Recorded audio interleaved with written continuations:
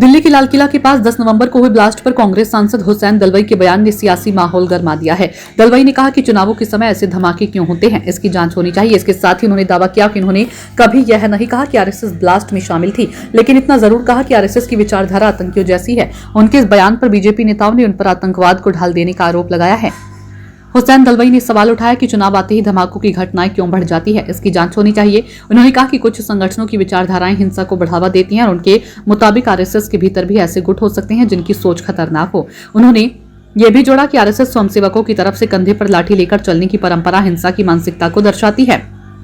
वहीं कश्मीर को लेकर भी दलवाई ने सरकार पर सवाल खड़े किए। उनका कहना था कि कश्मीर में जो अन्याय हो रहा है उसके परिणाम होंगे। सरकार को वहां की आवाज सुननी चाहिए, मां जैसी संवेदनशीलता अपनानी चाहिए। उन्होंने कांग्रेस नेता पी चिदम्बरम के उस बयान की भी जांच की मांग की जिसमें चिदम्बरम ने कहा था कि आंतरिक आतंकवाद का मामला हो सकता है। भाजपा सांसद और पूर्व मुख्यमंत्री बसवराज बोम्मई ने कहा कि कांग्रेस इतनी हताश हो गई है कि वह सभी आतंकवादी संगठनों और उनकी गतिविधियों का समर्थन कर रही है। जम्मू कश्मीर के कांग्रेस नेता ने कहा कि आरएसएस एक आतंकवादी संगठन है। ऐसे लोगों के खिलाफ कार्रवाई करने का समय आ गया है जो समाज को बांटने और आरएसएस जैसे राष्ट्र निर्माण संगठन को बदनाम करने की कोशिश कर रही हैं।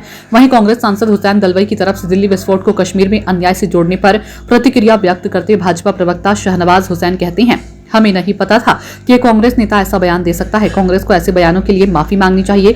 भाजपा प्रवक्ता शहजाद पूनावाला ने उन्हें आतंकी नैरेटिव के स्पिन डॉक्टर कहा और आरोप लगाया कि कांग्रेस आतंकवाद को जायज ठहराने की कोशिश करती है। उन्होंने कहा कि पहले महबूबा मुफ्ती, अब हुसैन दलवाई, ये लोग हमेशा आतंक को तर्क देकर धोने लगते हैं। वोट बैंक की राजनीति में इनकी राष्ट्रीय नीति दब जाती है।